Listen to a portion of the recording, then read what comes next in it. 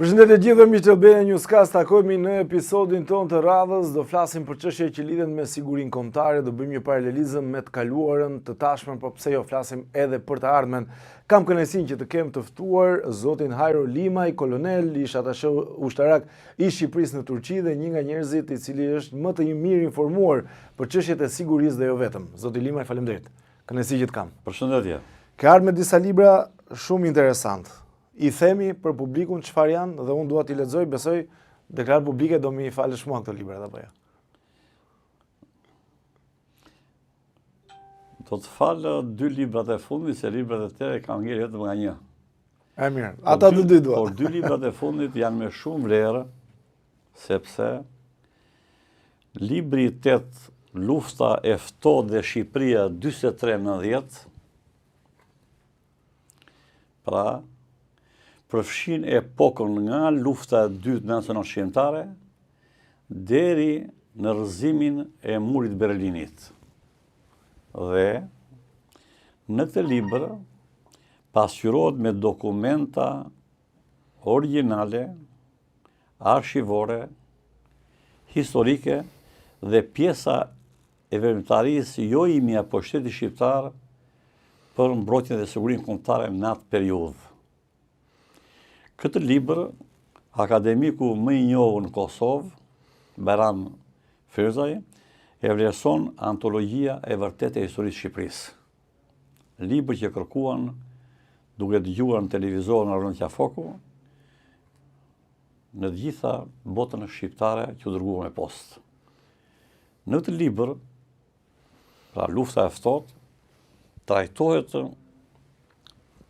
me shumë kujdes dhe me dokumenta arshivore që pozicioni i Shqipërisë në luftën botërore është pozicioni më i saktë, më i mirë, më largpamës se u bashkua me latët kryesore të çlirimit nga Gjermania dhe lufta e dytë botërore. Njëkohësisht vërteton me dokumenta dhe hedh poshtë Pascal Milor me shok që në luftën e dytë botërore në Shqipëri nuk ka pas luftë civile, sepse janë vënë në thonjza radiogrami që dërgon generali angles shtetit e tjerë, ku i thotë ne duhet të shkëputim çdo marrëdhënie me ballin kombëtar, sepse ai është bashkuar me okupatorët dhe ka bllokuar rrugët. Ashtu si konsulli gjerman i raporton qendrës dhe i thotë bashkëpunimi jon me ballin kombëtar është realitet. Italiani, rusi e të tjera. Dhe në bazën e këtyre është ligji botëror, Konventa e Vjenës. Kush quhet luftë civile? Në luftë civile nuk ka nëse një popull i vend të pushtuar nga ushtritë e huaja, se lufta kryesore është lufta çlirimtare, nuk lufta midis pikpamjeve dhe luftave të tyre. Pra, neve fatkeqësisht paguajmë në Akademinë e Shkencës njerëz të cilët shtrëmërojnë historinë që po të kishim shtet, duke qenë se paguajnë nga legatoria do të shkojnë në burg. Si e shpjegon këtë efekt, pra si e shpjegoni këtë shtrëmërimin e historisë? Në çdo vend të botës ka shumë lloj agjenturash. Agentura politike, ekonomike, ushtarake, historike, që bëjnë prodhojnë librin. Dhe duan që përmjet kjo lloj agenture, nëpërmjet atyre që paguan dhe i komandon, shtrëmbrojnë realitetet historike në libra, dhe këto libra jepen studentëve dhe rinisë për shkolla, duke shtrëmbuar historinë dhe historia të ardhshmit tanë të një ndryshe histori vërtet nga historia reale, o strategji. Zoti Limaj, cilat sipas jush janë manipulimet më të mëdha që po i bën historisë, shtrëmbërimet më të mëdha? Për këtë periudhë kohë, ndoshta ka dhe të tjera, që ju jeni dhe aktor dhe faktor keni qenë. Kizingeri diplomati më i madh asaj epoke që u ndan 100 vjeç nga jeta, 2 herë sekretar shteti i Amerikës, që ka botuar 4 libra leadershipi, thot disa gjërave shumë e vlerë, që bëhet si për kufizime. Midis tjerave thot. Në qoftë se një vend dhe një popull mohon epokat e tija, është i dështuar. Pra në qoftë se një popull dhe një vend mohon epokat e tija, është i dështuar. Kjo u bë mas vitit 90 me të famshme në ashtu quhet demokracinë në Shqipëri. Nuk ishte vetëm Shqipëria shtet socialist. Unë kam kaluar gjithë Ballkanin, Rumani, Bullgari, Jugoslavi, shtetet me rast, mos Ballkanin lindor dhe Ballkani perëndimor që kam pat. Europa qendrore gjithashtu. Si oficialist zbulimi strategjik. Dhe kur vraqa Ceausescu kam qenë në Bukuresht. Dhe ndryshimi i sistemit në Shqipëri nuk u bë në rrugë demokratike njerëzore. U bë me dhunë, me shkatërim dhe me vrasje. Pra që këtu tregon që nuk është qëllimi ndryshimi i sistemit në rrugë demokratike, njerëzore, ligjore, por me strategjinë e shkatërimit. Dhe ashtu siç erdhe me këtë dhunë dhe shkatërim pushtet, ashtu pasaj vodhë dhe shkatrua dhe dogjën 520 fabrika dhe uzina ushtarake, shkatruan tanket, avionët dhe çdo gjë tjetër duke lënë sot Shqipërinë pasi avion, pasi tank, pasi helikopter mbrojtës. Sot, çfarë bësh me? Ashtu siç bën pasaj strategjinë e gënocit ekonomik, duke lënë rinin pa punë ose në pagesë minimale, që të braktisë Shqipërinë, këtë gënocid ekonomik, ka dy lloj gënocidesh. Gënocid ushtarak në bombardimeve ajrore, ku populli s'ka t'ja mban, si që Kosovë, dhe largohet nga vendi, që bëri Miloševići në Kosovë, ka dhe gënocid ekonomik, bombardimin e stomakut, pa punësinë që populli braktis vendin. Këtë bëri e filloi Berisha e bëri Shkëlqyer Rama. I bie gati 2 milion shqiptarë, braktisën atë dheun tonë të dashur, dhe prindërit e tyre ngelen në Shqipëri pa fëmijë. Dhe tani po bëjnë marrëveshje të njëpasnjëshme që në Shqipëri po vinë aziatik, afrikan dhe djela doli Vietnami që kërkojnë 30.000 veta të bëtë marrë në Shqipëri. Pra, ti iki populli shqiptar, ti ndryshon gjyra, ti ndryshon dhe gjua, dhe në emër të ashtu quajtur investime strategjike të Meles Azani, Zvërnesi, si shtë nga more Butrinti dhe Zvërnes, dhe Shqipëria ka publikuar hapër, është në shpërbërje përfundimtare. Pra, nuk ka pasione, ka dokumenta dhe fakte. Një njeri që të flasë ekuilibruar, duhet të njohë Shqipërinë dhe ta krahasoj me shtetet e tjera si funksionojnë. Shtetet e tjera demokratike dhe ligjore. Te kemi Greqi në krahun toneve. I bërë këto veprim në Greqia që po bërë Edi Rama sot. Shikojeni. More po i bërë Malizi. Madje kancelari gjerman bëri thirrje zyrtari që Malizi të jetë pjesë e BE-s, i vetmi vend në Ballkan që ka plotësuar kërkesat. I bën Malizi këto gjëra. Shikoni gjithonët. More vëteja, i bën Maqedonia. Shikoni më zotë kufit. Ore vëteja, ka problem Kosovë, bë Kosovë këto gjëra. E hoqë urën e hibrit me ushtarët francez dhe bashkoi sovranitetin e Kosovës kryeministri aktual i Shqipërisë. Pra, ata forcojnë sovranitetin, forcojnë shtetin, forcojnë ekonominë, ndërsa neve bëjmë krejtësisht të kundërtën. Dhe me dhimbje, duke që është fusha ime e diplomacisë ushtarake, dhe jam një nga aktorët kryesor të krijimit diplomacisë ushtarake në Ministrinë e Mbrojtjes, pastaj atashe ushtarak i Shqipërisë dhe pastaj këshilltar ministri për të fushë. Edi Rama braktisi aleatët strategjik që kanë shpëtuar Shqipërinë, Amerikën, Turqinë që ka patur rol të jashtëzakonshëm dhe Italinë aq sa bëri. Dhe shikoni të gjitha marrëveshjet e bashkëpunimit në fushën e mbrojtjes të armatimit të shkollave ushtarake që ka bërë Edi Rama në kohët e fundit, ka braktisur Amerikën, ka braktisur dhe Turqinë dhe ka bërë gjitha me Izraelin. Izraeli nuk është aleat strategjik i Shqipërisë, me dokument. Nuk është partner strategjik. Po përse ky obsesioni zotit Rama për Izraelin? Tani nuk është partner strategjik. Mik është, nuk themi se kemi marrë mikë, mik është. Patjetër. E një dhe Kosovën. Tani, është bravo. Tani problemi është që unë nuk mund të them more djalë agent, nuk ma do goja. Por një njeri që shërben me kaq devotshmëri jashtë interesave kombëtare, një shteti i cili neve nuk na jep siguri për të kombëtare, në qoftë se Shqipëria sulmohet sot nga një shtet që ka qëllimet e saj, Izraeli çfarë mund bëj? Izraeli në radhë parë nuk është fuqi rajonale të atij niveli. Në radhë dytë nuk kemi marrëveshje strategjike me kuvend. Nuk është ala strategjik, nuk është atari NATO-s. Për neve, historia e viteve të 92 dhe deri më sot, që i kenë libër, alatët kryesor strategjik të Shqipërisë ka qenë Amerikë, Turqi, Turqi, Amerikë. Nuk ndan njëra tjetra. Unë kam duke qenë ato funksionet kam patur dhe gjithë marrëveshjet e bashkëpunimit politik dhe ushtarak me Amerikën dhe me Turqinë. Italia hyri në 97-ën për të mbrojtur veten e saj nga dyndja e madhe që shkon drejt saj, ndërsa Turqia kishte tjetër objektiv, e cilën priti 11 natës mua dhe bëri deklaratë kush prek Shqipërinë, prek Turqinë. Kush e ka bërë këtë deklaratë? Po. Dhe dëgjoj disa njerëz thonë që jo, po nuk është e vërtet, ishte ndryshe. Si është e vërtetë asaj deklarate vitit 97, e cila ka një prapasken. Ushtria greke, mos gabojmë, tha që do dislokohemi në jug të vendit. Në librin e rrugtimi i Shqipërisë për integrimin në NATO, pra i bie viti 92 deri në 2009 që u bë Shqipëria antar e NATO-s është e koncentruar në të libër, me dokumenta, me të gjitha.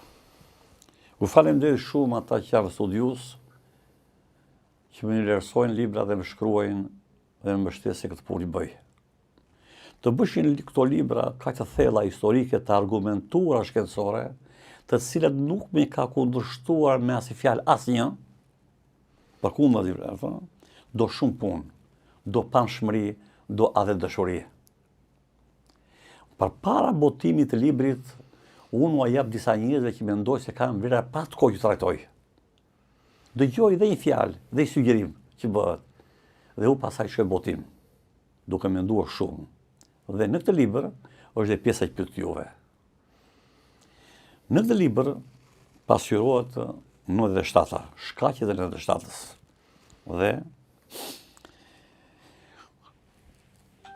ka një problem, konfliktet që krijoi Berisha me Amerikën për mos pranimin e ribërjes së zgjedhjeve në 40 zona elektorale. Amerika u detyrua të dërgonte zëvendës sekretarin e shtetit në Shqipëri për të biseduar se kishte filluar ndezja e krizës dhe Sali Berisha se priti. Ki parasysh në atë periudhë mos prezën të dhe shtetit. Dhe mas 3 ditësh i keni një libër, sekretari i shtetit, pra ministri i mbrojtjes e Amerikës, i kemi Thonjza, urdhëron ambasadoren në Shqipëri. Bëni gati dosjet për të mbyllur ambasadën. Së shpejti do të njoftë ditën e largimit, i kemi Thonjza. Dhe mas 3 ditësh e urdhëron. 2 helikopteri kemi numër bordi helikopterit.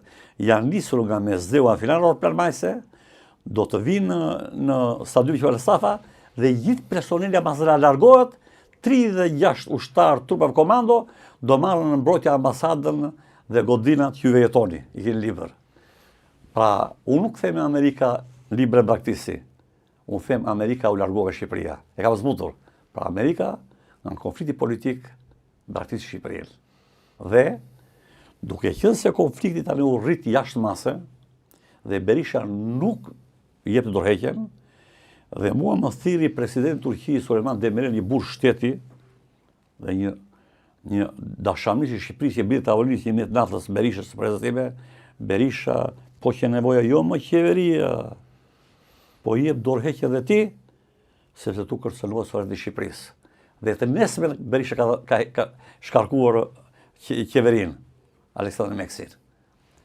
Pra, duke qenë se situata u acarua shumë, dhe fatmirësisht Ministria e Jashtme i dha urdhër gjithë institucioneve që duke qenë se Shqipëria është në krizë të rëndë, atasheut ushtarak i hini protokollin, ndërsa ambasadorit Skënder Shkupi, përfaqësuesi i Partisë Demokratike që dilte në televizor dhe shante Partisë Socialiste, në vend të flisë për Shqipërinë, i mbyllën dyert, janë dokumentuara që kur vinin ministrat nuk e fusin takim ambasadorin. Shikoj kam në arshivë dokumentaun, për jashta, sigurisht Shakir Vuka e lanë për jashta, vetëm Demireli dhe unë takim, dhe sot më del televizorë mua ata janë pjesë e shkatërimit të Shqipërisë, është gjallë i sot, dhe më thrisin e bëja takimin e sqaroja situata e ministrit të mbrojtjes, shefi i shtatmadhërisë dhe kisha shkpull çdo lloj marrëdhënie me ambasadorin. Nuk flisi fare me neve. Unë punoja për Adheun, për Shqipërinë, për Shpinën e Adheut, ai luftonte dhe i dërgoi telegram urgjent Sali Berishës, zir tanke në Tiranë dhe shtyp opozitën. Dhe gabimisht ja dërgon ministrit financave të Arbel Malajt dhe ai e botonte nesër koha jon dhe zëri popullit. Dhe ka surrat sot në televizor ai. Kupton? Pra shko, dhe në këto momente më pret shefi shtatmadhërisë turke, Kıvırkoğlu, që priti pasaj sollën pandemi Majkon. I shpjegova situatën, shefi shtatmadhërisë turke vjen mas kryeministrit Turqi atëherë, me protokoll. Dhe mori telefon Çilerin.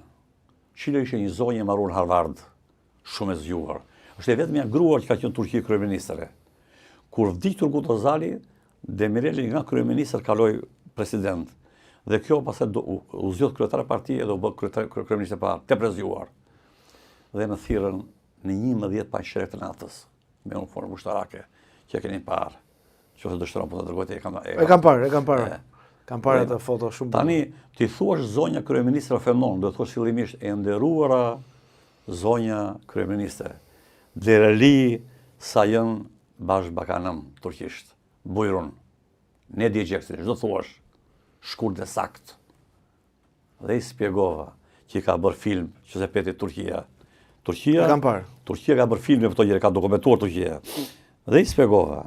Erdhi koha që atë ndihmë të madhe që i ka dhënë shqiptarët Turqisë, pa i thënë Mateja, Turqia tani t'ia shpërblej Shqipërisë, sepse është në këtë situatë kaq të rëndë. Dëgjoni me shumë vëmendje. Por më e madhja, i thënë, diskutohet sovraniteti kombëtar i Shqipërisë. 900 ushtarë të divizionit të 8 këmbësorisë Janinës janë veshur me uniforma civile dhe dje kanë hyrë në Shqipërinë e Jugut me fragujt e Voropirit. Ndërsa sot mëngjes hyri zëvendës ministri i jashtëm i Greqisë pa lehtësi shqiptar në Shqipëri. Ndërsa në veriun e Shqipërisë janë 3 brigata trupa komande serbe. Shqipëria bën ball në ball, po rrezikohet kërcënimi veri-jug, që është politika, në anën tjetër 2 shtete janë përstyrë saja. Shikoni morti i zotë gazetar. Për vje keq për vëndetin. Pan telefon e kuq. Ma tanë, shishtan në loris, sa jënë komutanëm, i nderuar i komandanti im, thotë Edi Rama, shefi shtatë Bërdishëm, i nderuar komandant, shefi shtatë Bërdishëm, thotë, shoqar, Bujruni, thaj. Ja shpjegoj, vepro, fort, shakoordinimi, Demireli, presidenti, kryeministja, shishtan në loris. Dhe ajo ngrit. Ndjekim me shumë kujdes situatën e Shqipërisë, pra ndaj për sovranitetin dhe tërësinë territoriale të Shqipërisë, Turqia është në këmbë e kanë dokument në mbrojtjen e saj. Dhe në fund, kush prek Shqipërinë, prek Turqinë. Natyrisht raportoja kryeministrit sa që se mund të raportoja dhe presidentin e saj kohe. Dhe mbas 10 ditësh bëri deklaratën e dytë tek Librethojza. I jepte Reuters, ata që kundërshtojnë, të hapen Reutersin dhe BBC-n. Ti hapen i kanët e archivuara. Unë i kam vënë të archivuara, ku ti kam kontrave. Reuters dhe BBC-n, që jepi drejt për drejt. Dhe pasaja thirrëm zotin Bashkëfino, një njeri i shkëlqyer, që nda para jetës. Unë bashkëpunova në shkëlqyer me të. Dhe sollëm me avion ushtarak në Ankara. Dhe kur shkuam te Demireli, dhe ju afruam, hosh Gjerdiniz bashkëbakanor ministeri, tha zoti kryeministër. Bravo Mordial, tha shpëtove Shqipërinë. Pse ja tha këtë? Ja tha dhe takojë. Sepse në atë krizë të madhe ku Shqipëria diskutoi, ai dhe pse Berisha ishte në konflikt të madh, vuri ekuilibra midis presidentit dhe qeverisë së vendit. Dhe u vendosëm në Hilton. Gruaja ime shoqëron në gruan e Bashkifinos. Dhe neve qëndronin te dhoma pritjes. Erdhi Çileri. Çileri ishte zëvendës kryeministre dhe ministri i jashtëm atëre. Ishte ndryshuar, kishte ardhur Bakani kryeministër. Erdhi me njëherë, me atë shpesa dhe ul. Dëgjoi 2 llafe dhe u ngrit të këmbë. Deklarata e tretë e keni libër. Prapë për mbrojtjen e Shqipërisë. Urojmë Shqipërisë të bëjë zgjedhje të qeta dhe ne kemi dërguar 900 ushtarë në Shqipëri në kuadrin e operacionit Alba për të siguruar të fare gjërat e fraja. Tre thonjtë e saj janë në këtë libër, zyrtar, të dokumentuar dhe kush u beson të hap arshivat e rrosit fare. Pra, të flasësh me dokumenta, me realitete dhe me aktor, dhe jo me njerëz të flasë kot kafeneve të rrugëve. Zoti Limaj, e përmendët Greqinë. Si ka mundësi kjo lloj armiqësie, sidomos me pjesën e jugut të vendit, dhe cila është agjenda reale që vjen nga jugu i Shqipërisë? Po shpjegoj diçka tjetër do vim atje neve. Në këtë situatë kaq të rëndë që po kalon dhe Shqipëria, dhe flisja edhe unë BBC drejt për drejt, në BBC ishe Egro atëherë, në BBC. Franco Egro. Bravo. Kolegu jonë e përshëndesim. Bravo. Thuaja, a më merret drejt për drejt intervistë nga Ankaraj dhe shpjegoja situatën dhe mbështetja që jepte Turqia dhe atashi ushtarak e Amerikës ishte bërë pjesë e zyrtarisë time. Komunikon me njëri tjetrin dhe jepe qandeja. Flisja qandeja trajtoja situatën dhe i jepja moral shqiptarëve të ndershëm që do të dalin nga situatë kaq e vështirë. Por problemet janë shumë të thella sepse një nga strategjitë kryesore që u përdorën nga agjenturat dhe shtetet e huaja për të shkatëruar Shqipërinë ishte shkatërrimi i institucioneve të sigurisë dhe bërës kombëtare në Shqipëri me ndryshimin e sistemit. Ne kemi pa 2 drejtori qendrore gjatë luftës së ftohtë që trajtoi këtu. I ke këtu. Po. E filluan fillimisht me Jugosllavinë ndërtimin e tyre, por e konsoliduan me Bashkimin Sovjetik. Drejtoria e zbulimit politik, që ishte drejtoria e tretë e Ministrisë Punëve Brendshme në varësi të Ministrit Brendshëm Andreas Biu, u vendos rezident në Ministrinë e Jashtme, civil. Ndërsa, drejtoria e zbulimit informativ ushtarake në Pallatin e Brigатave, në derën e dytë, në varësi të Ministrit të Mbrojtjes Beki Balluku. Tani i ngatrojnë, unë i trajtoj shumë, këtu e fore të rëndja foku, misionet. Drejtoria e zbulimit politik e vendosur në Ministrinë e Punëve të Jashtme, e emëron të kontingjentet e saja në përfaqësitë tona diplomatike jashtë shtetit me 5 diplomatit, sekretari parë, sekretari sekretariat. Dhe misioni tyre ishte ndjekja dhe zbulimi i gjithë veprimtarisë së diasporës politike dhe ekonomike të arratisura Shqipëria dhe bashkëpunimi i tyre me agjenturat sira me radhë për rrëzimin e partisë punës e Rogers. Kjo është misioni i saj. Më vete, prandaj ai zotëria që më del televizor mua i zbulimi politik gjen. Ja rrova emrin unë. Ndërsa drejtoria e zbulimit informativ ushtarak kishte për detyrë që nëpërmjet agjenturës njerëzore të emëruar në ambasada, këshilltar ambasade, sekretar parë, sekretar dytë, dhe agjenturës elektronike, 2 lloj agenturash, të shmangte çdo lloj befasie të kërcënimeve ushtarake të Shqipërisë. Dhe zbulonte përbërjen, organizimin, dislokimin, forcat armatosura të Greqisë, Italisë, Jugosllavisë, të Bashkimit Sovjetik ishin në Bullgari, në Hungari, dhe të flotës saj me zë, dhe të flotës të Shtetit Bashkuar të Amerikës me dislokimin në Itali dhe flotë 6 në me zë. Le të hapin arshivat dhe të studiojnë, i kënë në libër. Si raportonim neve Rogers, atia Mehmet Shehu, ish kryeminist, nga Sicilia, Augusta, nga Malta, nga Sardenja, nga Napoli. Pra, zbulimin u bërë në disa forma, rezidencial, me lëvizje, me përgjim, me gjitha format, dhe koka e shtetit shqiptar merrte informacion dhe për një skuadër që mund të vinte drejt kufit të Shqipërisë, LM, kompanie batalionit Brigat. Nuk më duan partitë mua emrat e njerëzve që kanë qenë. Absolutisht. Unë trajtoj problemin e sigurisë kombëtare. Zoti Limaj, suksesi më i madh i asaj periudhë dhe dështimi më i madh gjithashtu. Po. Gjëra do trajtuar dhe vlerësuar për epokat kohore që kanë qenë shteti. Nuk mund të rasiohet tani kjo epokë me atë epokë. Absolutisht. Kush e bën gabim. Por unë nuk kam nostalgji pas kësaj lloje. as për jetën time. Unë jam një aktor i këtij vendi, si shumë bia të Shqipërisë që shërbyra dheut, dhe ke pat mundësi të kishim avion në qiell dhe ecim në këmbë pa makinë, s'ka pro kafe.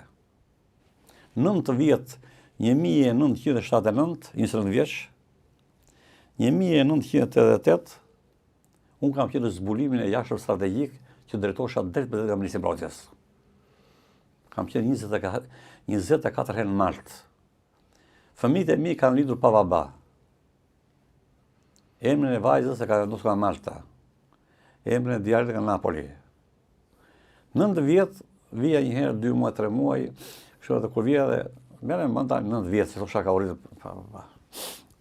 I shërbyem atë dheut, shmangëm çdo lloj kërcënimi që vinte atë dheut. I faleminderit shtetit na versonte dhe na besonte. Shokët mi u dojën. U jam një nga të kam ngelur. Dhe u jam i vetmi që nga inteligjenca strategjike ushtarake vazhdova në diplomacinë ushtarake, të tjerë u fshin. Sa u dojën, sa fshiu politika. Mua që rrethana jo politike.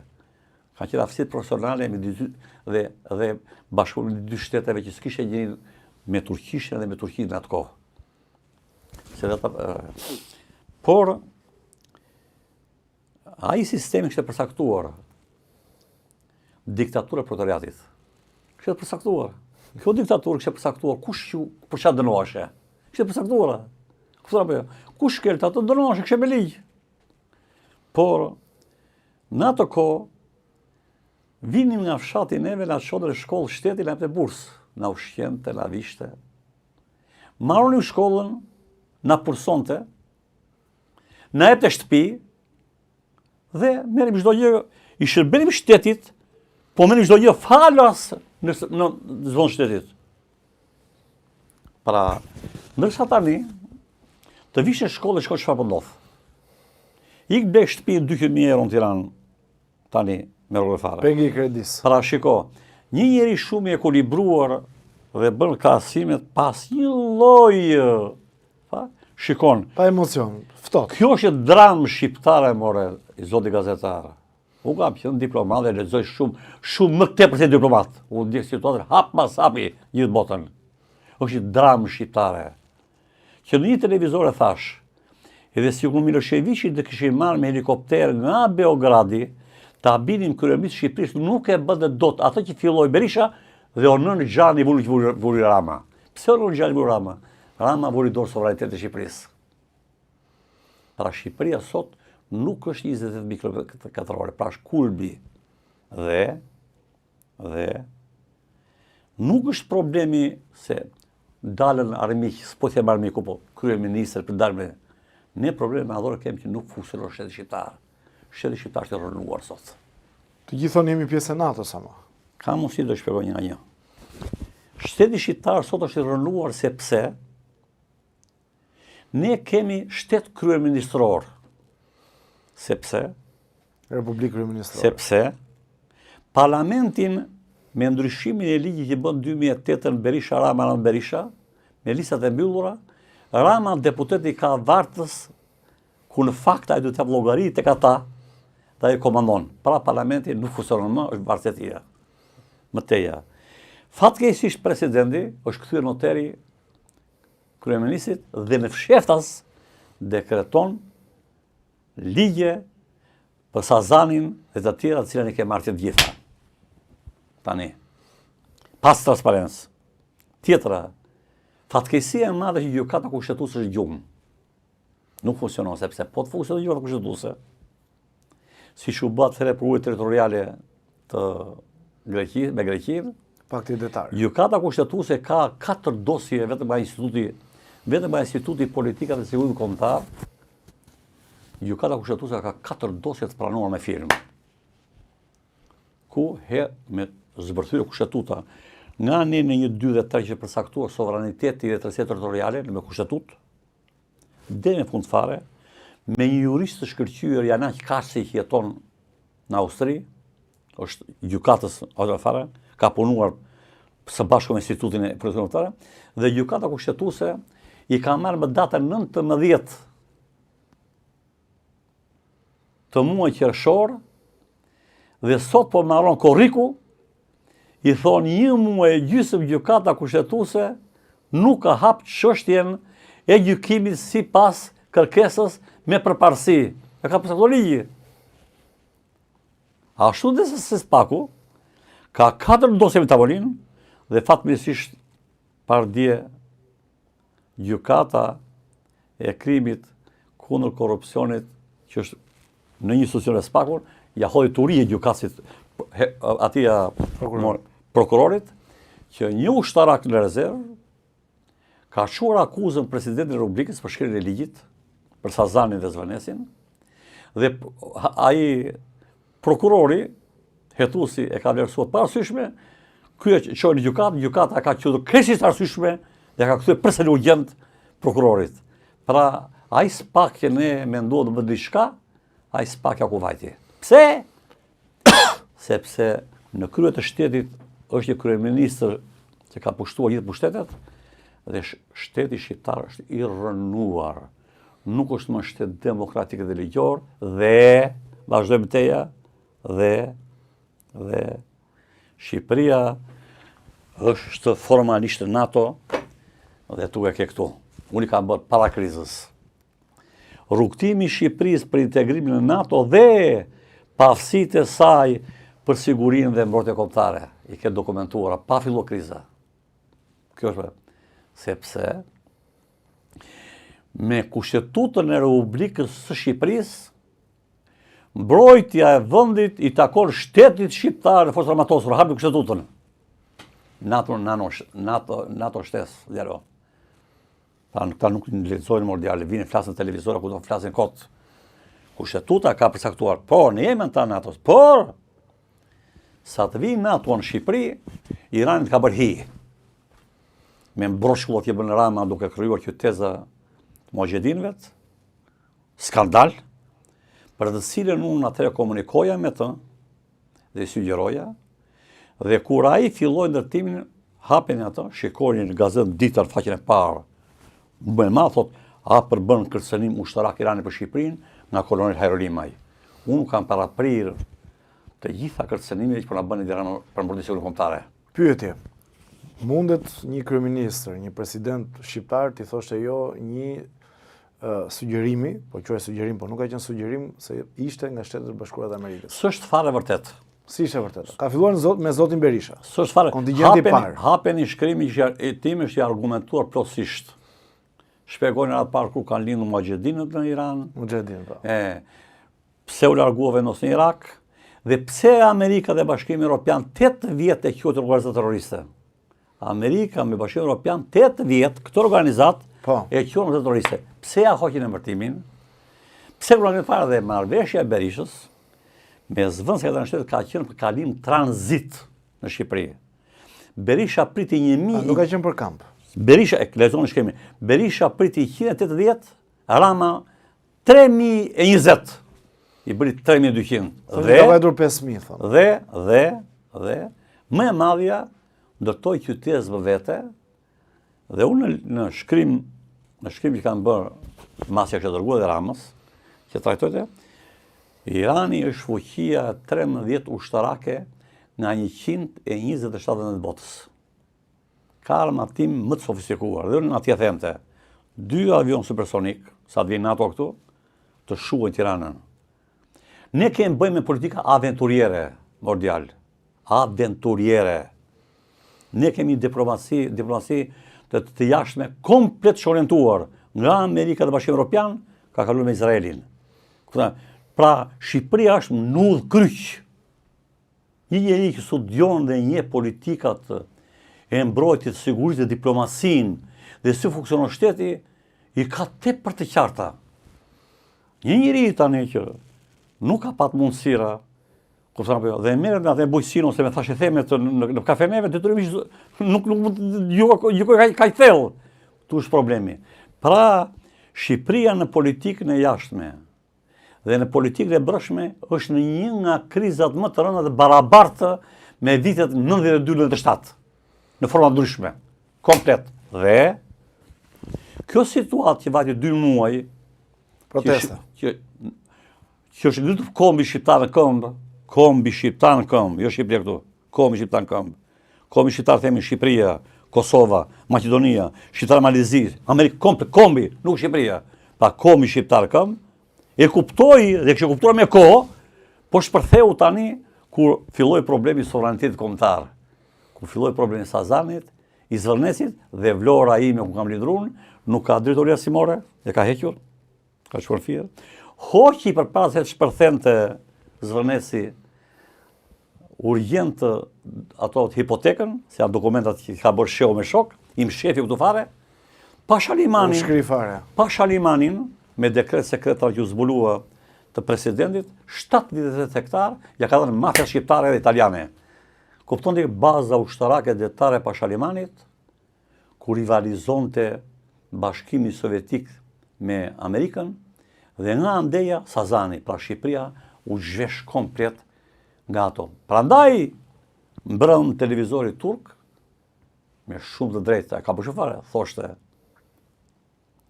Turqia në rrezik. Shosha Turqia në rrezik. Përse? Shosha Turqia në rrezik, sepse Edi Rama e ka braktis përfundimisht bashkëpunimin e sigurisë ndërkombëtare me Turqinë dhe në bashkëpunim me Greqinë. Greqia i dha Kiprin në jugut Sazanin, atë more Greqia Izraelit i dha Kiprin në jugut, ndërsa Rama i dha Sazanin. Pra shikotin, pra Turqisë ai po i bllokon rrugën e Mesdheut dhe detit jonë dhe i kërcënon bashkëpunimin me botën myslimane në Ballkanin perëndimor. E kuptonte apo jo? Tani nga lart strategjik Turqia, i cili ka dhënë ndihmën më të madhe në bashkëpunimin ushtarak, ndihmën më të madhe materiale dhe ushtarake në Shqipëri, kemi dokumenta me shirë qytetare ka dhënë Turqia, Amerika ka qenë mbështetje politike. Amerika ka filluar mas 97-s ndihmë të pjesshme, ndërsa ndihma ushtarake të plota ka dhënë Turqia dialog me dokumenta, nuk më do të mua as Turqia, as Amerika, as Italia, më do të dhëvim. Unë them çka kam dhënë dhënë tim, me shifra. I duam ratë pasha dheu. Dhe them, kush e ka një më dheu? Ja sa ka dhënë kjo. Pse? 980 bursa, djalo. 980 bursa, 94, 2001 ka pjorur unë. Nga gjimnat e ushtarake, nga ka më të larta. 320 gjimnat ushtarake. Edhe për policinë. 980 bursa të ushtarake. Kur Bashkimi Sovjetik ka dhënë 860 e këtu. Në gjithë historinë e bashkëpunimit e Bashkimit Sovjetik kanë qenë vetëm 860. 980 vetë ato vite. Po, krijoi brigadë komando armatosi e Stërviti, brigadë kryesore jone. Krijoi batalion special, ndërtoi pa Shalimanin, ndërtoi akademinë e Elizabeth Broka, Elizabeth Broka një ministër bodi i shkëlqyer, me të cilin bashkëpunuan për sosur, e sollan Turqi do pritë të shkëlqyer, apo jo? Dhe të gjitha këto u prishën. Marrëveshjet e bashkëpunimit me Turqinë për ndërtimin pa Shalimanin dhe tani hapjen e uzinës, i ka mbyll bashkëpunimin me Turqinë, ja ka dhënë Izraelit. Ashtu që i dha dhe shkollën e aviacionit dhe më e madhja e ka hequr përgatitjet dhe stërvitjen e trupave speciale dhe brigadës komando që ka bërë Turqia me Amerikën, ja dha Izraelit. Tani, a kuptoni? Devijuar komplet. Ky është futur komplet Izraeli, Izraeli që është antar e NATO-s, nuk përbën alat të nivelit strategjik në bordë të Shqipërisë. Dhe kjo që dhe loja e 302 milion eurove, që njerëzit nuk e dinë kush është shkaku. Marrëveshje sekrete. Nuk është sekrete fare, i bërë kyja. Ma kjo marrëveshje mondiale nuk ka filluar sot, kjo ka filluar para 2 vjetësh, që e diskutuar. Dhe vëngu prandaj u sharkua. Kësa nuk di fase kot. Vëngu që ka bërë nam, ku ka qenë drejtori përgjithshëm që kontrollon lartë i shtetit, me atë drejtor të shkëlqyer, me atë kryetar kontroll të shtetit Arbesheu, i vetmi institucion shtetëror në Shqipëri. Sot, iku spaku, është kontrolli i lartë i shtetit me kryetar Arbesheun, i cili ka zbërthyer komplet këtë krim të organizuar dhe vjedhje masive të dokumentuar. I vetmi institucion, por ekziston. I vetmi institucion, shikoni dokumentin. Edhe mund të ndryshoj dhe jo. Dhe ka ide për ta ndryshuar. Ata ka pa dhe po ky dhe 9 muaj ka, kështu që do vi koha për ta. Po që ky gjallë, po që ky kryeminist, kupton apo jo. Pra i vetë diskusion kupton. Dhe vetëm raportime dhe informacione që jep kontrolli i lartë i shtetit, zyrtare dokumentuara, tregojnë të vërtetat sa parë mbrëm e falenderojmë Departamentin e Shtetit Amerikës me vonesë, po e nxorri, e vuri në faqen e saj dhe ambasada amerikane e vendosi, vërteton që qeveria shqiptare nuk është qeveri shteti, po është organizata e krimit organizuar më të egër që ka pasur Shqipëria. Prandaj, me shumë të drejtë, Bushati, analisti, si Andi Bushati si ka kjo, ja tha në sy para 2 muaj Edi Ramës që Partia Socialiste duhet të mbyllet me vendim gjykate si organizatë e krimit organizuar, që se ma mënti. Ka thënë që para I ka konstante deklaratat kundër jo, zotit këtë thaj, ka shumë drejt. Po jo Partia Socialiste. Struktura drejtuese Partia Socialiste. Se jam dakord unë. Pra koka që ka kyja, deputetë Partia Socialiste që ka pjesë e këtia, qeveria dhe ai të mbyllen me vendim gjykate dhe të shkojnë të gjithë para drejtësisë se i bën dramë Shqipërisë. Zoti Limaj, se nuk dua ta harroj pjesën e Greqisë.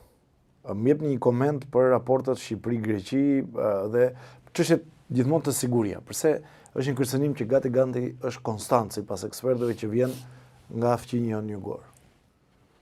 Greqia është shtet i organizuar. Dihet historikisht. Punon për interesat e saj. Nuk bën në asnjë mënyrë këto veprime që bën Edi Rama, se këto janë të mërshme. Dhe në hartën e saj, jo brenda sa me pika, ka Vorore Pirin. Në qoftë se dëgjuat ju e kryeministrin e Greqisë para 2 muaj tha 200.000 shqiptar paguan me pension nga Greqia. 200.000. Jo dero. Pra 200.000 shqiptarë që kanë punuar në Greqi këto vite, e kanë dalë, ose që janë në Shqipëri, por kanë bërë shtesë greke, marrën pension në Shqipëria. Pse marrën pension këta shqiptarë të pjesë Vorore Periote nga Greqia? Shkaku në Shqipëri. Sepse ky Edi Rama i famshëm u jep pension 160.000, pra pensioni mesatar i shqiptarëve që jetojnë në fshat është 106.000 lekë të vjetra, pra $100. Sa janë me këtë pensioni? Dini shifra dy sa janë nga 780.000 pensionistë ka Shqipëria? Sa janë në fshat me këtë pension? E dini sa janë? Duhet e 450, mos gaboj. Po, ndërsa pensioni mesatar në qytet është $206. Merë e mëndi. Kur pensioni minimale ka bërë Kosova që dolli nga lufta €200. Jo në përë. Dhe shifra e mbi jetesës në Shqipëri është 256.000 lekë. Shifra mbi jetesës. Shkëtërisht. Pra një njeri që jetojnë në Shqipëri me të çmime, me këtë fare, është zyrtare, do 250.000. Tani ky kryeminist jeton në qiell. Në avion që janë me milion, në euro, që përtë këtë fare. Si e zë gjumi këtë, kur prindit në moshë të tia, si moshë të më për jo, në fshat bëjnë diskur për bukë? Unë jam tani një personalitet civil. Nuk paguam më shtetit, por në linjët e mija. Mua nuk zë gjumë me mërë pa dhe unë tim, mërti. Shi që flasë për të jo. Si ishte mundu kjo njeri, ja shëqyu dhe kryeministë sështë e për Shqipërinë, kryeministë fare, floj gjumë, bërthë me avione, vete pi verën atje me mira ero të aji more mafja, ndurës, dhe rri qetë. Pa, si mund të qua që nuk ka tradhti kombëtare këtu për zhduke këti populli? Si mund të frësh? U shoj një plak ati që s'ka vete paguaj kafe, nuk kemi pasur unë. Unë kam të një të ardhur normale të intelektuali i paguaj kafe. Në një autobus shikon një plak shumë fare, zjerë 2.000 lekë vjetra javë të gjabë hapsyte. është çështje shpirtërore, njerëzore. Kur isha unë në Turqi, erdhi kryeministri Eceviti. Eceviti Partisë Socialdemokrate, ai që është bërë filmi kur ka ardhur pandemia më ka bërë ne ka bërë filmi turk. Ai kishte qenë diplomat e fare. Nuk kishte as fëmijë. Edhe punë njëri artë. Kur shkruan dhe Dridora, more djalë, një vit isha në Akademi në Istanbul dhe 7 vjet në Ankara. E fillova me Turgut Ozalin, e vazhdova me Demirelin, Qilerin, Mesut Yılmaz'a. 7 vjet nuk u akuzua një ministër dhe një fëmijë ministri për një kafe. Funksionon të shteti dhe pushtetet në mënyrë të pavarur në kontroll të njëri tjetrit. Aq mirë, shiko si vjen puna tani. Me ardhjen e pushtetit të Erdoganit, që bëri skenarin e grushit shtetit, e shkatroi shtetin demokratik dhe ligjor dhe ai, dhe aty tani ka hyrë krizë e tejskajshme e korrupsionit krimit organizuar. Sepse djali i tij u kap në flagrancë duke pastruar 1 miliard euro me dy fëministrash, drejtori i bankës rrotist Amerikë, unë hekur në Amerikë, i Burg, 2 tjetër Burg, djalë e tij rrotist Amerikë. Dhe kjo pastaj u kthye në strategjinë në Turqi, aty opozit arrestime masive Berau. Po mos marrë Greqin. Tani, Greqia punon shumë qetë. Shumë qetë. Dhe e ka realizuar. Gjithë pjesën të quhen e Vorepir, ajo investon me shkolla, me kulturë, me mbështetje financiare, ekonomike, dhe ai rajon jeton shumë më mirë se rajonet e tjera në Shqipëri. Shikojeni. Ke qenë? Kam qenë. Jam vetë nga Gjirokastra. Ai rajon jeton më shumë më mirë. Pensionistat i rajonit jetojnë mrekulli, kanë 500-600 euro pension ata. Shumë mirë. Pra, trajtimi shpirtëror, ekonomik, mendor, të bën pjesë ati të mbështet. Dhe tani, në mënyrë të heshtur gjëras plesë heqë si anti-Grekia, shiko çfarë po bën tani për reformën e re të pushtetit vendor. E ke pati? Konispoli është plan do hiqet. Dervina do hiqet. Këto dhe jo.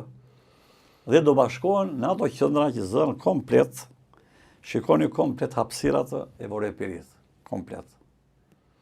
Pse ata në Konispol reagojnë? Ashpër. është pjesa Çame. Afër. Ka Çam aty, kupton apo jo? Pa ku ka lemet shqiptar ky zhduk? Kryeqyteti i Çamarisë. Pra, ku ka rishmota? Dhe ai nuk e pushton dialogu ajo kohë me tankë dhe me avion. Shqipëria sot për shfrytëzim tankave në politikë këtë fare, ai pushton në sa veprimtarie ekonomike, sociale, arsimore, kulturore, shkencore, i bën pjesë e tyre. Kështu është problemi Vorepir thonë joe. Dhe një pyetje të fundit, po diskutonin para emisionit bashk për këtë linjë franceze. Pra e kam dëgjuar edhe nga disa personazhe të tjerë që të gjithë ata drejtues që kemi patur në shtetin shqiptar që kanë këtë qasjen nga Franca kanë qenë problematik. Duhet të ndalohet kjo gjë për të ardhmen apo dhe përse sipas jush është një gjë e tillë? Po të shikoni historinë e Shqipërisë, kush e ka drejtuar dhe kush e drejton sot karrierën e kryeministrit, të gjithë kanë nga Parizi. Qartë. Po. Tani është një gjë. Unë nuk akuzoj asnjë. Shoh veprimet kryejnë. Tani, në qoftë se shtetet e tjera e quhet drejtori zbulimi, siç kishim ne, pa tani shkatruar çdo gjë neve, tani s'ka zbulim tani. A e dini juve kush i drejton institucionet e sigurisë kombëtare në Shqipëri, kanë botuar shtypu me emra? A e dini? Kush i drejton institucionet e sigurisë kombëtare në Shqipëri? A e dini kush i drejton? Jo, nuk e njoh. Me përjashtim të zënjës Vlora Hyseni, që është drejtuesja. Tani, natyrisht që po të ishin trima të ashtu quajtur ushtarak madhor të Shqipërisë, të ashtu quajturit, se ka bërë partia, se ka bërë aftësi atyre, nuk do heshtin, po do bësh pjesa jore e luftës. Sepse, unë e thash në televizor, unë ke kapitulli këtu, institucionet e sigurisë kombëtare në duart e gjëtyrës huaj. Kënë libër. Dhe unë i vë me emra. Kush janë? Shiko tani djalo. Në cilin botë, në vend të botës më thua një, të them dhe aman se kam gabuar. Mund të bëhet ministër mbrojtje me 2 shtetësi, me shtetin që kërkon të marrë jugun që ti. Më thuajnë dhe të botës. U bë 2 herë ministër mbrojtje, vëngu. Vëngu ke me emër këtu, u bë 2 herë ministër mbrojtje. Vëngu ka jetuar, ka punuar, arsimuar dhe është me shtetësi greke. Si ishte e mundur ti? Ka bërë dhe ushtrinë, se shtetësia merret me ushtri për ata që. Atë thirrat të ushtarë. Dhe kur vajti në atje në Greqi me diplomë shqiptare, thanë zi diplomë greke, pa skandale. Pra si ishte e mundur ti e bën ministër mbrojtje, një me shtetësi greke të lidhur aq shumë me ministër mbrojtje, tjetra. Si bie ti kryetar në shërbimit informativ kombëtar, institucionin më kryesor i informacionit, nga Kosova e shkarkuar me propozim të kryeministrit aktual dhe e firmosur nga presidenta Vojsava për shkelje sekreti. Dhe ti e merr nga Kosova e bie kryetar shkull Shqipëri. Fol, ikim andeja, vazhdojmë. Mirë, ajo aty e di unë historinë. Le më thuaj, dim shumë. Ja dha Amerikan. Jo, lere mora Amerikën, s'ka lere, ja dha Serbia, lere. Vazhdojmë teja. Si ishte mundur këshilltari i ambasadës, pra zvendësi ambasadores, në Gjermani, rus.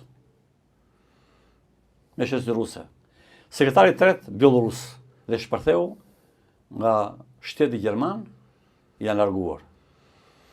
Tani, këshilltari në ambasadës e emëron ministri i punëve të jashtme, edhe sekretarin e tretë. Dhe paguajmë unë dhe ti me taksat tona. Si ishte mundur që këta 2 të huaj, aq shumë rus, prandaj Gjermani u vul alarmin, e emëron ti në ambasadën tonë në Gjermani. Tjetra. Drejtora e përgjithshme e kibernetikës që ka me emër e vrasje mua, në Shqipëri kemi sot neve, me kështë e martuar? Nuk e di, nuk e njoh. Po. Nga Serbia, një djalë, trim, vjen bodyguardi Agasit, krye hajdutit. Vjen dhe ne? Bat bodyguard dhe martohet me zonjën. Ka burrë jo. Ja të kam i gjallë, thot, mund vrasi mua të atje. Dhe presidenti jon kapteri i jep shtetësinë atij shqiptare. Pra drejtoria përgjithshme e kibernetikës e ka burrin Beogradi, që për më kërcënim real në çdo moment themi na gjetur në real çdo në Shqipëri. Kupton dera? Tjetra. Si ishte e mundur, këto bie që ka Shqipëria, kryetari i shërbimit informativ të Rumanisë, general i shkarkuar me dekret presidenti Rumani, mas 6 muajsh, kush ja dha nga e mori, e merr Edi Rama, këshilltar të jashtëm të kryeministrit. Shpërtheu debati në kuvend dhe i sekretari përgjithshëm, Kiri Shkresën, ja dërgon kuvendin po, është e mbruar. Dhe herën e 6 që i në Tiranë për Bukuresht, sa mbriti hekurat. Del televizor kryeministri Rumanisë, ne mbro pikë botë për telemarrje. Nuk e din dhe Edi Rama dhe Shqipëria tha që neve general filakisht shkarkuan dike penale tha. E thot kryeministri Rumanisë. Kupton apo jo? Vazhdojmë. Ish ministri arsimit qere dhe iku. Mbese kujt është? I ke me emra ditën libër. I ke dita me emra. Besa Shahinin e ke. Bravo. Mbese kujt është? Pra marrëdhëniet e Shqipërisë me Nuk e di, Kosovë. mbesa kujt ishte. I ken libra aty sot. I ken libra të shkoj do të jap librin. Djoj. Mbese kujt është e të tjera. Marrëdhëniet Shqipëri-Kosovë janë në krizën më të rëndë të bashkëpunimit. Pse i ka bërë kjo? E filloj me Vučićin, Grenellin, Hashim Thashić në Burg, që meriton Burgun, për Kosovën që do jepi Kosovën Veriu, atë kriza të rëndë, dhe pasaj e vazhdoj me Haradinën dhe përfundon gjyq. Pra, kryeministri i Shqipërisë përfundon gjyq me kryeministrin Kosovës, vendi vëlla. Vendi vëlla. Mi që u të hoqë zoti Haradinaj. Po u të hoqë leo të. Dhe ai është në Kosovë njeriu non grata më i papërqyer Kosovë. Dhe për ta mbyllur me Francën. Po. E shmangën pak. Po. Tani në qoftë se vendet e tjera i quhet drejtori zbulimi, ajo quhet drejtoria e inteligjencës që atëherë. Jo dhe apo drejtoria e inteligjencës. Tani ka hyrë teknologjia e neve të kjo. Tani midis shtetit francez, shërbimeve sekrete, Serbisë, Greqisë dhe Rusisë ka marrëveshje zyrtare. Siç kishim ne me Turqinë, ta nuk e di ka s'ka më, e me Amerikën. Shkëmbimi i informacione sekrete të klasifikuara. Dhe përgjithsisht, në sisteme e kaluar, po dhe sot, kryesisht rekrutohen student. Djemë të rinj, vajza të re, rekrutohen. Rrugët e rekrutimit dihet kush janë. Parat dhe femrat e bukura. 2 linjat kryesore. Sidomos nuk se sot ka qenë kulbi. Si zhbëri paraardhësim Bekir Aliej në vitin 50, që u emërua sekretari i parë në Rom, e ketë libri. E di historinë, nga Borshi mos ka bën. E kenë libri ato ke këtu. Po, e kanë parë historinë. E kenë libri të shkruar janë këtu, e kenë libri këtu ato kush. Ka qenë njëri e zakonshëm. Ja do ke Bekir Aliejin ja. Po. Edhe shpoj, ja kërkutoj, shikoj, 007 që vuri me Hoxha. Po, ja di historinë. Ja Qarylli rekrutoj, shikon Qarylli. Ja. E di historinë. Unë punoj me arshiva, me dokumenta, s'men me ashtu. Borshiot ishte. Pra me Borshi, edhe pësoj dram, se dhe i pasaj në fund fare.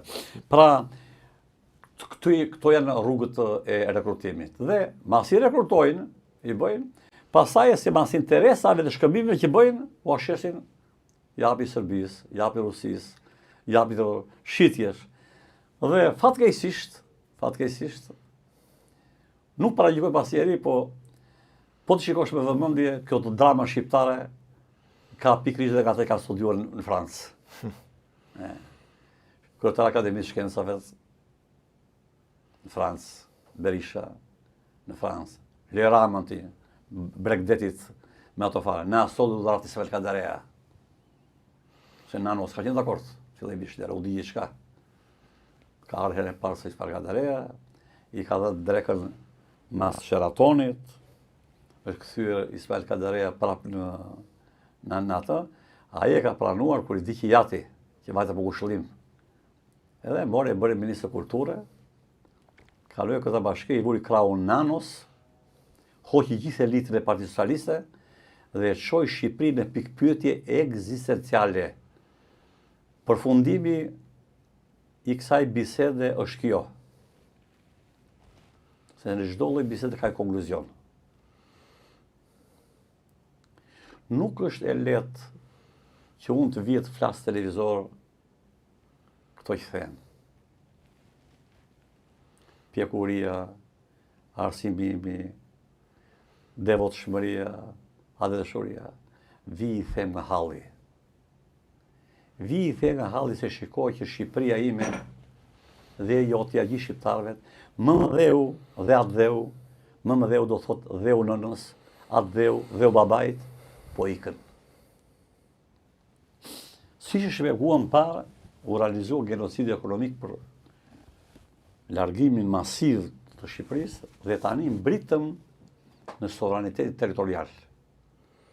Pra, Shqipëria sot nuk është më 20.000 km2 dhe i faleminderit shumë Parlamentit Evropian, i cili bëri 2 raporte zyrtare.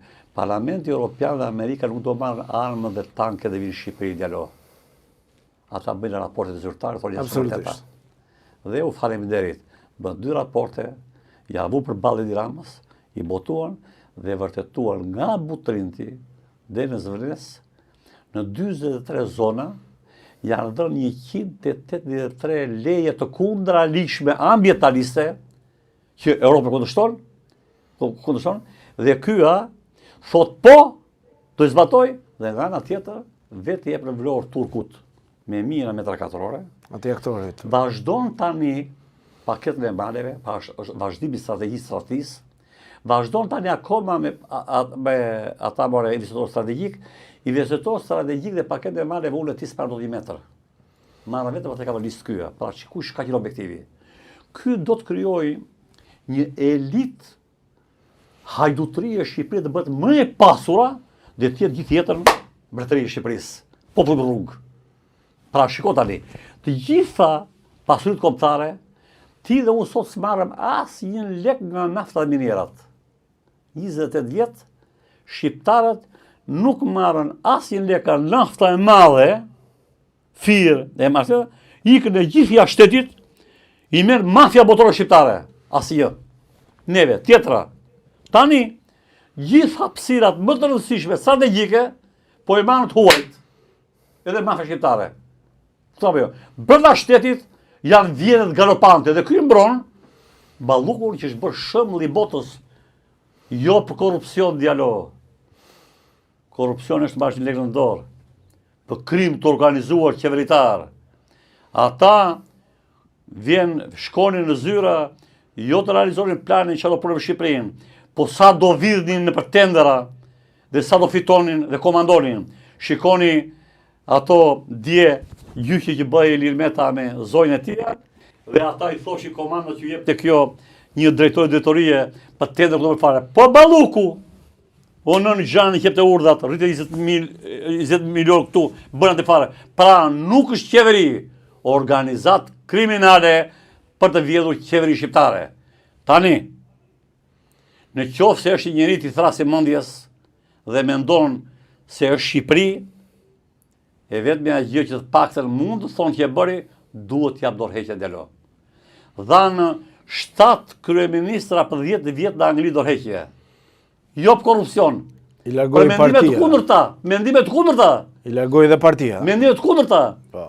Dërsa këtu kanë britur një gjendje, më thotë që diskutohet ekzistenca e këtij vendi, ky kryeminist. Pse kryeminist ky? E tha shumë mirë kolegu i Bushollari sot televizor. Se ka hyrë shumë thellë. Ka rënë aq thellë se a di shumë mirë fundetia. Por nuk e la Serbia, se lo Izraeli, se lo Sorosi, që komandojnë për interesat e tyre strategjike Shqipëri. Shqipëria sot në NATO shkot, se ky lidhje me Izraeli ka braktisur. Unë nuk fola për 302 milionë shash, është një hile e gjithë. Do kemi mundësi. Ai ka braktisur dhe ai tani është non grata në Europë, non grata në Amerikë, Turqi, sepse kush lexon ka turqit huaja, shikoni kanale televizive, Angli, Kanada, Amerikë, lidhë fare vetëm objekt qeveria më korruptuar, pra ishtë degraduar emri tia, mua nuk më vjen keq për ato, më vjen emri atë u Shqipëri. Debati ende vijon. Zoti Limaj, faleminderit. Kënaqësi që të kisha në Albania Newscast. Erdhëm në fundet të këtij episodi, jepni komentet tuaja, bëni like, subscribe, do t'i lexojmë të gjitha dhe padyshim do t'i reflektojmë në episodet e radhës. Ju uroj gjithëve ditë sa më të mbara.